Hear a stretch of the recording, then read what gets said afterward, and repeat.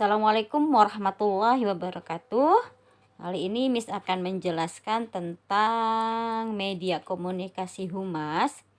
Ini kalau nggak salah KD ke-8 ya.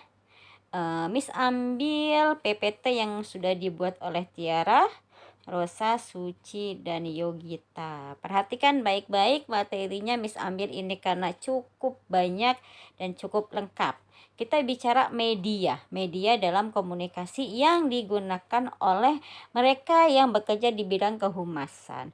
Media atau public relation dari segi media ini adalah pekerjaan yang berkaitan dengan aspek penyebaran informasi. Artinya media ini digunakan bagi para staf humas untuk menyampaikan informasi atau menyebarkan informasi yang sasarannya adalah pihak umum atau biasanya halayak eksternal ya. Mungkin internal ada ya, tapi jarang sekali digunakan karena pihak internal kan pihak yang berkomunikasi langsung, bersentuhan langsung dengan staf humas. Mungkin informasi yang digunakannya bisa secara langsung ya, jadi cepat tersampaikan. Tapi kalau untuk masyarakat halayak banyak perlu media agar informasi cepat ditanggapi atau dimengerti atau tersampaikan oleh halayak. Pengertian media humas, ini bentuk media yang digunakan dalam praktek kehumasan dengan tujuan publikasi. Mungkin bisa produk atau mungkin bisa informasi lain yang meluruskan atau yang tidak selalu berhubungan dengan produk, karena perusahaan itu kan ada dalam bidang jasa atau ada dalam bidang manufaktur. Jadi informasi yang disampaikan sebenarnya tidak selalu harus mengenai tentang produk ya. Mungkin juga informasi lain yang dibutuhkan oleh halayak umum. Tujuan humas ini adalah atau tujuan media humas ini adalah pertama untuk mempromosikan produk, kemudian membuat komunikasi antar perusahaan bisa terjalin dengan baik, meningkatkan kepercayaan publik dan meningkatkan citra perusahaan di mata publik. Artinya jika informasi bisa cepat tersampaikan, mungkin dengan media-media yang bagus, yang menarik, atau mungkin yang mewah, itu bisa meningkatkan citra perusahaan dan meningkatkan kepercayaan masyarakat. Persamaan antara media humas dengan iklan, iklan biasanya digunakan untuk kampanye periklanan ya. Kemudian para praktisi humas berhubungan dengan para editor atau jurnalis. Artinya para praktisi humas itu bekerja sama dengan para editor atau para jurnalis untuk menyampaikan informasi baik produk ataupun iklannya.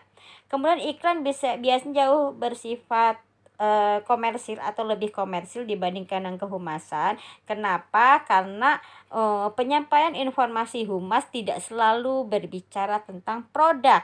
Kemudian kalau kampanye periklanan biasanya dilakukan terbatas pada media yang mungkin sering ditonton, dilihat oleh masyarakat.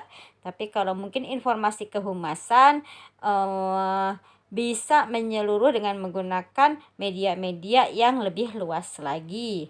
Kemudian dalam dunia periklanan ya, kalau media kehumasan dia menggunakan media khusus, bisa jurnal, bisa koran, bisa majalah dinding. Nah, tapi kalau media periklanan dia akan menggunakan media yang mungkin lebih spesifik lagi. Jenis media ini ada media pers, ada media audio visual. Media pers ini misalnya dalam bentuk koran, ya kan, bisa dalam bentuk buku-buku tahun atau laporan tahunan yang dipublikasikan. Media online juga bisa digunakan untuk sekarang ya. Kemudian media audio visual bisa dalam bentuk film atau mungkin radio. Radio sendiri ya masih digunakan untuk iklan-iklan. Kalau kalian mendengarkan lagu-lagu di radio ya, channel-channel radio, itu masih banyak iklan yang dipakai atau menggunakan radio untuk iklannya atau humasnya. Televisi apalagi kalian tahu kita sering melihatnya pameran, kemudian bahan-bahan cetakan, brosur ya kan, penerbitan khusus atau mungkin surat langsung direct mail. Kalau untuk pameran kemarin sudah saya jelaskan atau sudah Miss jelaskan kalau nggak salah di AP2 ya. Contohnya adalah misalnya iklan perumahan di mall-mall. Nah, itu termasuk ajang media yang dimanfaatkan oleh para humas untuk mempromosikan produknya. Bisa pesan-pesan langsung, kemudian pemberian sponsor, misal kalau ada kegiatan olahraga, bola tuh biasanya sponsornya rokok ya.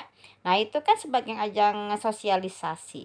Jurnal organisasi yang bisa dibaca oleh internal maupun eksternal, atau misalnya tamu yang datang ke perusahaan tersebut akan disediakan jurnal untuk bisa dibaca, atau ciri khas lainnya dan bentuk-bentuk media humas lainnya yang bisa dimanfaatkan oleh perusahaan ya.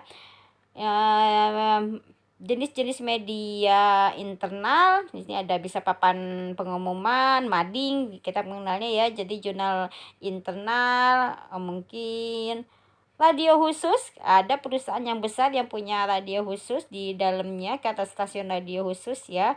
Atau juga bisa kaset video yang diputar sebagai bahan informasi. Dan yang paling mudah jaringan telepon sebagai informasi langsung. Oke, perhatikan di sini ada media komunikasi internal ya, bisa dicek. Oke, bisa dibaca ini. Nah, media komunikasi eksternal itu bisa jurnal, tadi udah dijelasin ya, audionya, kemudian literatur edukasi, bisa pameran, bisa seminar. Oke ya, jadi kalian bisa baca, kalau nggak salah sudah di-share oleh kelompoknya ya, tentang apa media-media humas ini. Seminar juga bisa dijadikan sebagai ajang informasi ya, untuk apa namanya sosialisasi produk. Oke, pemilihan media itu tergantung anggaran ya, kemudian tentang informasi yang akan disampaikan, kemudian bagaimana cara penyampaian informasinya, kemudian bagaimana skill atau keterampilan petugas humas, staf-staf humas dalam merangkai atau membuat media tersebut, dan kebijaksanaan perusahaan tentunya. Jadi ada aturan-aturan yang harus dipahami oleh staf humas yang mungkin tidak boleh disampaikan oleh humasnya ya. Oke, di sini ada kelebihan kekurangan dari media komunikasi humas, bisa dibaca ya. Nanti untuk contoh videonya Miss akan share materinya ya. Semoga bisa dipahami dan ini menjadi materi pembelajaran untuk Senin dan Selasa. Semangat belajar di rumah. Miss ya mau refreshing dulu. Sampai jumpa minggu depan. Oke.